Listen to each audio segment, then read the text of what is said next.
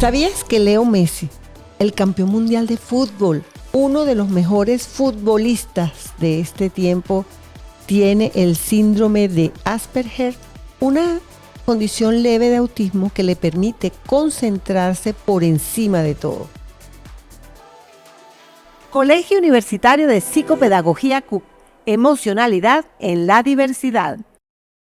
Hoy vamos a hablar del trastorno del espectro autista, TEA, con la psicopedagoga Amneris Rojas.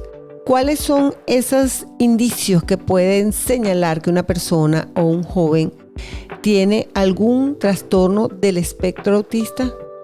Bien, Damelis, como tú lo mencionaste anteriormente, al ser una condición multifactorial, también presenta una serie de características diferenciadas en cada uno de los casos. Sin embargo, existen características que se repiten de una manera significativa en la mayoría de ellos. Una de ellas es la deficiencia persistente en la comunicación social y la interacción social. Creo que esa es una de las más importantes que se presentan en casi todos los casos de autismo. También tenemos los patrones restrictivos y repetitivos. Aquí entran todo lo que se conocen como estereotipias o movimientos repetitivos, también la excesiva inflexibilidad para el cambio de rutinas. Si bien es cierto que hay niños que presentan un desarrollo evolutivo normal hasta cierta edad, hay que tener en cuenta estos focos de alarma cuando, por ejemplo, los niños no tienen contacto visual, no contestan al llamado de su nombre, se comunican a través de señas o quizás no existe una comunicación realmente efectiva entre madre e hijo o las personas significativas que están cerca del niño, y esto pues tiene que ser un síntoma de alarma que debe ser estudiado y evaluado. Estamos hablando de un niño, quizás un niño pequeño.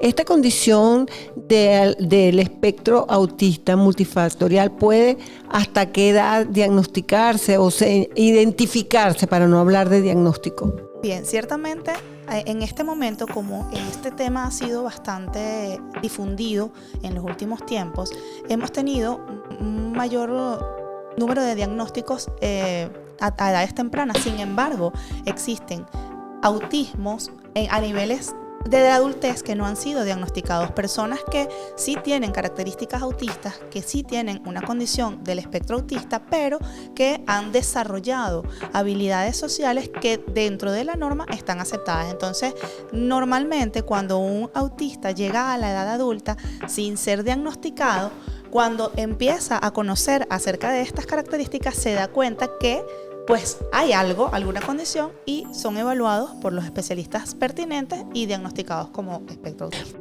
¿Cómo puede afectar el aprendizaje justamente el TEA? El abordaje que hay que darle a nivel educativo tiene que ver con esas dificultades significativas y persistentes que existen en la individualidad de cada caso, por supuesto, en la comunicación e interacción social, comunicación no verbal, la reciprocidad emocional y las relaciones sociales. Eso yo creo que es lo más difícil quizás de abordar en cada caso particular.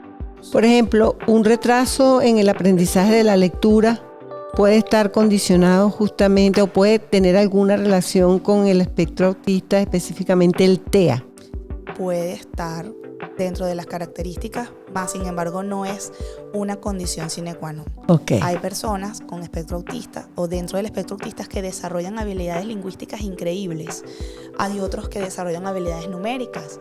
Hay otros que desarrollan temas específicos porque tienden a ser un poco obsesivos con las temáticas, y entonces aprenden y desarrollan conocimientos increíbles acerca de ese tema que para ellos es interesante.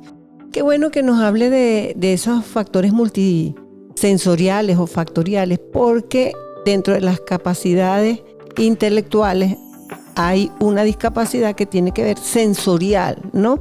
Sí.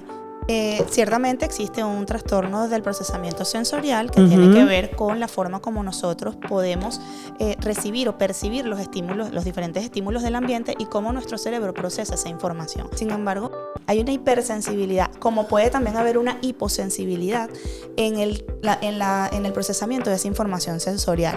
Hay niños autistas que pueden ser muy reactivos a la luz, al sonido, a las personas cercanas, quizás a los cambios de rutina. Hay otros que quizás son completamente indiferentes a ese tipo de estímulos, pero eso tiene que ver también con todas esas características y todos esos factores que describen el trastorno del espectro autista.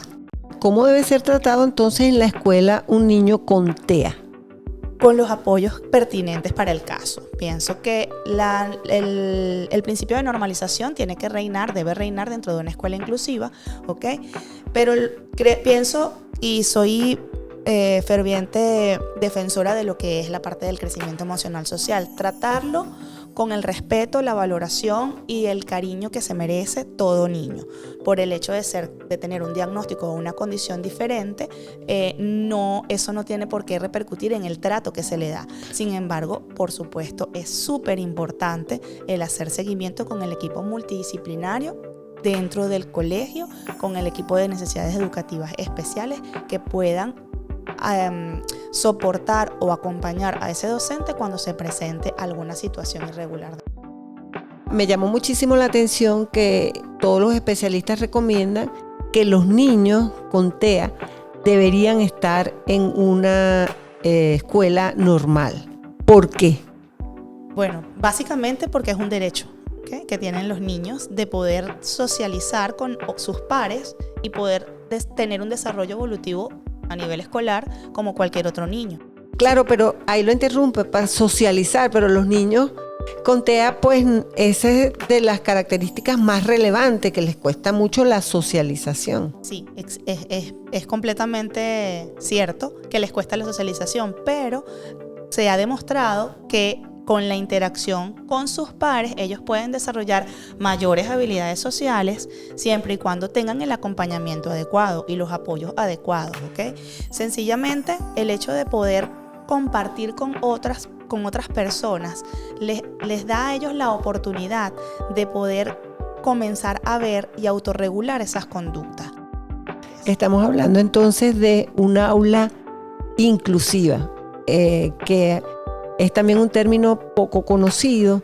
Sin embargo, el aumento de las aulas inclusivas es una meta del desarrollo sustentable, inclusive para el 2025. ¿Cuáles serían sus observaciones en relación a un aula inclusiva? Para nosotros es una utopía el hecho de que todos los niños con cualquier condición, raza, religión, credo, cualquiera de las diferencias que como seres humanos nos identifican, puedan converger en un mismo ambiente. Es vital. Claro. Pero a los docentes, a las escuelas, a los directivos de esas escuelas, que ellos puedan entender que el trabajo es de todos. Gracias a la psicopedagoga Amneris Rojas, que nos permitió comprender un poco más del trastorno del espectro autista TEA. Colegio Universitario de Psicopedagogía CUC. Emocionalidad en la diversidad.